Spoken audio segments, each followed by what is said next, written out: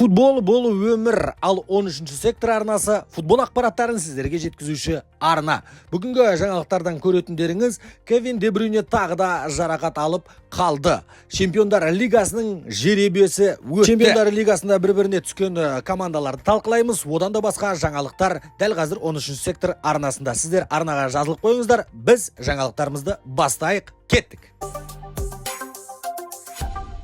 Барселонаның қазіргі таңда қаржылай қиындықтарына байланысты Роберт Левандовскимен мәселелер туындап жатыр. Роберт Левандовскиді осы маусымнан кейін сатады деген ақпараттарды жиі шығарған болатынбыз, бірақ та Роберт Левандовски өзі қалғысы келетінін қазіргі таңда айтып жатқан жайы бар. Роберт Левандовскидің әр маусым сайын Барселонадағы жалақысы көтеріліп кететінін сіздерге айтқанбыз. Сондай келісімшарт жасасқан болатын Левандовскимен. Ал енді Левандовски осы Чемпиондар лигасынан кейін ширек финалға өткен кейін Барселона сұхбат берген екен. Маған Барселонада бәрі жақсы, менде таңдау болды. 2-3 Баварияда жүрген кезімде соның ішінде таңдау өзім Барселонаға келген болатынбы. Және де мен Барселонада ары қарай өнер көрсеткім келеді.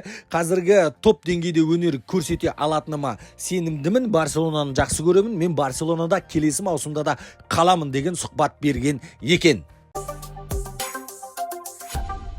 Килиан Мбаппе жайлы ақпараттар көп, және де АЭС басылымының берген жаңа тың ақпаратын айта кетейік. Килиан Мбаппе Винисиусты құртып жібереді, Винисиусты жоғалтады, Винисиусты еріксіз амалсыздан сатады Реал Мадрид, егерде Килиан Мбаппе келетін болса деген ақпараттар көп шықты, көп айтылды. Бірақ та Винисиустың орны ерекше екенін Реал Мадридта бәріміз де білеміз. Сондықтан да Винисиусқа қастандық жасамайды деп сенген болатынбыз Реал Мадрид, және де сенімді ақтады десек те болады. Винисиусты сатпайды, және де Винисиустың арқасындағы 7-ші нөмірді Килиан Мбаппеге бермейтін болған екен. Килиан Мбаппе Реал Мадридқа келетін болса, АЭС басылымының айтуынша 9-ші нөмірді алады деген ақпараттар бар. Бұл өте дұрыс шешім. Егерде Винисиустан 7-ші нөмірді Мбаппеге беретін болса, Винисиусты ренжіткен болар еді, төмендеткен болар еді. Винисиустың да Килиан Мбаппеден ешқандай жері кем емес деп ойлаймыз. АЭС басылымының айтуынша осындай ақпараттар жетті.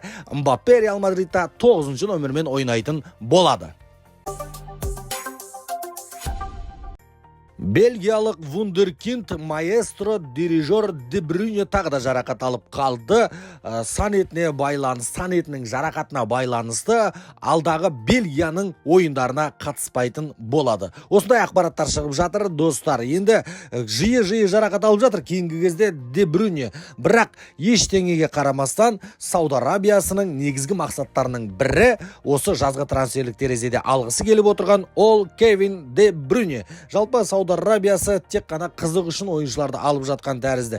Кевин Де Брюйненің жасы да біршама келіп қалды, 32 жаста, және де кейінгі кездері байқап отырсаңыздар, жиі жарақаттар алатын болған. Осыған қарамастан Сауд Арабия қалайда Де Брюйнені алу керек деп отырды. Неймармен болған жағдай Сауд Арабиясының басына тимеген тәрізді. Неймар барды, жылына 100 миллионның үстінде ақша алады, бірақ та ойнамайды. Бұл оларға ешқандай да кедергісін келтірмейтін сияқты. Қандай жағдайда да Де Брюйнені қатарымызға қосып алсақ қой шіркін деген ойда отыр. Ал енді біз Де Брюйненің тезірек сауығып қатарға қосылуына тілектеспіз. Бәрін айт, бүгінгі өткен Чемпиондар лигасының жеребесін айт деп қойсаңыздаршы. Бүгін Лига Европа, Лига Конференция және де Чемпиондар лигасының жеребесі өтті. Біз негізгі турнирға тоқталып өтейік осы шығарылымда Чемпиондар лигасының жеребесіне. Бірінші жұп Арсенал мен Бавария. Бұл жерде өте тамаша текетірес тең деңгейдегі ойын болады деп ойлаймыз. Себебі қазір Артетаның Арсеналы әт-әт ойнап жатқан жайы бар. Баварияда қазір қайтатудың өмірге қайта келдім деп соңғы ойындары өте керемет. 8 голдан салып жүр, керек десеңіздер бір ойында Бавария. Енді бұл жерде кімнің өтіп кім өтпейтінін нақты айталмайтын ойын болып тұр. Келесі жұп Дортмундық Боруссия және де Атлетико Мадрид. Енді Дортмундық Боруссияны мен өзім іштей ойлаған болатын. Осы Атлетико Мадридқа түссе қалай болады екен, дұрыс болатын сияқты. Басқалары мүлдем қатты басым сияқты Дортмундық Боруссиядан. Осы Атлетико Мадридқа түсіп қалса, тең дәрежедегі ойын көрсетеді ау деген ой болып еді. Ойлағаным әдемі келді. Негізінде Дортмундық Боруссияның Атлетико Мадридқа түскені өте дұрыс, әділетті болды деп ойлаймын. Одан кейінгі жұп бай. Реал Мадрид Манчестер Сити. От қой мынау. Өрт қой мынау, өрт. Real Madrid Manchester City. Бірін өлде, бірін қал дейтін матч, сондай ойын өте мықты деңгей.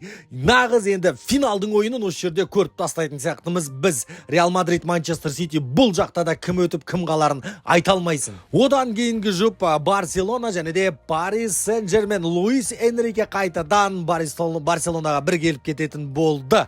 Paris Saint-Germainнің бапкері ретінде. Жалпы бұл жеребенің бәрі өзі тең-теңімен тезек қабымен деп әдемі түскен тәрізді.